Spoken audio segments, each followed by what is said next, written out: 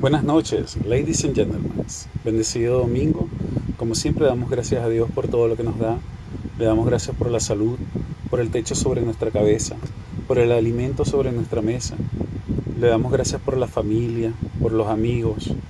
Le damos gracias por el empleo, por los estudios, por los proyectos, por su inmenso amor, por su misericordia, por su paciencia y por el gran sacrificio que hizo para el perdón de nuestros pecados.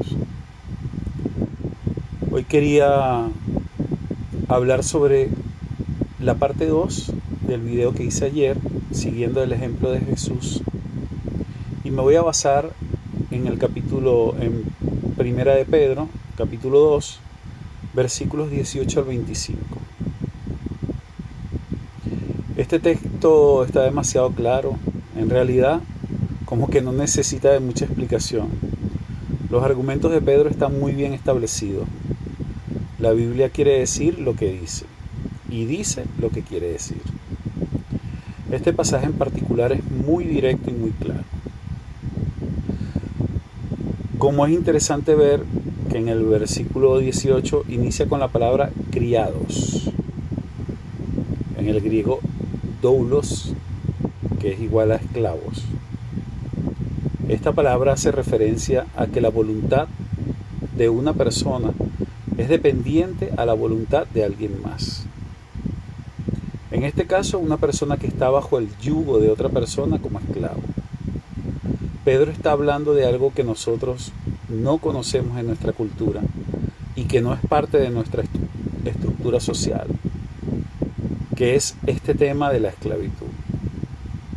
La Biblia enseña muchas veces alrededor de este tema, pero es muy importante establecer el fundamento de la Biblia, que la Biblia no promueve o instituye la esclavitud en la historia, ni mucho menos. La Biblia simplemente regula algo que ya existía de manera especial en el pueblo de Israel, que habían sido los esclavos en Egipto. Y Dios había dado instrucciones específicas. Nadie podía tomar a otro como esclavo. En Éxodo 21 hay leyes sobre la esclavitud, pero eso no quiere decir que Dios puso la esclavitud, sino que regula algo que estaba sucediendo como parte de la estructura social de este tiempo. Regula el tiempo de trabajo de una persona que tenía una deuda y lo hacía trabajando por 7 años para restituir a la persona si había robado algo. Era igual, tenía que trabajar como esclavo. Luego tenían que dejarlos libres y tenían que darles también una retribución económica como liquidación por su servicio. Muchos esclavos tenían tan buenas condiciones que decidían no salir de allí, quedarse viviendo como esclavos, ya que su forma de vida, de acuerdo a lo que Dios estableció en el Antiguo Testamento, eran tan dignas y mucho mejor que algunas que se tienen el día de hoy. En la cultura romana se está viviendo eso en la iglesia del primer siglo. Vemos también que Pedro está dando respuestas a una difícil situación que ya se estaba viviendo y que no se podía evitar.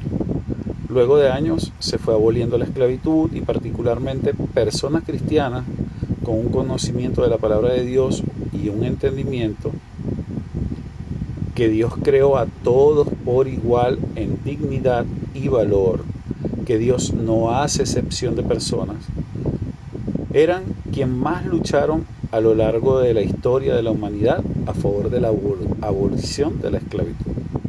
Afortunadamente ya no vivimos eso, o al menos en esa magnitud y crueldad de aquel tiempo.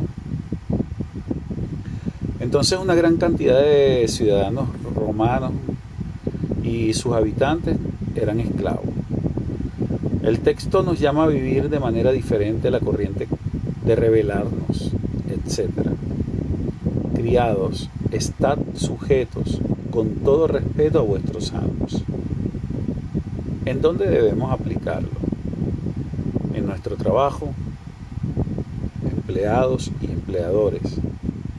Estar sujetos a sus jefes tiene mucho que ver con lo que hablamos la semana pasada, ayer mejor dicho, en cuanto a la sujeción a la autoridad.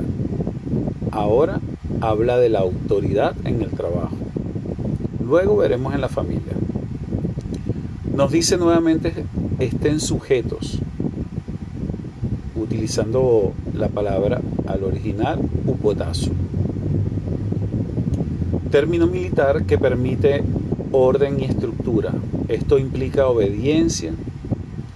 Hemos hablado de la importancia de obedecer o estar sujetos, siempre y cuando no se pida algo en contra de la voluntad de Dios. Pero hay un llamado a la obediencia, ya sea en el gobierno, en lo laboral, núcleo familiar. Los cristianos somos llamados a obedecer. Y eso es algo con lo que la sociedad choca, y también nuestra carne, porque somos rebeldes. Pero el cristiano ya no vive como antes. No nos conformamos a deseos que teníamos antes, sino que como nuestro Señor es santo, nosotros también debemos ser santos en todas nuestras maneras de vivir. Debemos pensar distinto a como el mundo piensa. Debemos obedecer la palabra. Y dice que estemos sujetos con todo respeto. Y eso es obediencia a la autoridad. En tu trabajo, siendo un excelente trabajador, y que no seas conocido como el impuntual, descuidado, irresponsable, etc. Dice que estemos sujetos. Esto es el que debemos hacer. Ahora nos dice, ¿cómo? Con todo respeto a vuestros amos, o en este caso jefes. Mil bendiciones.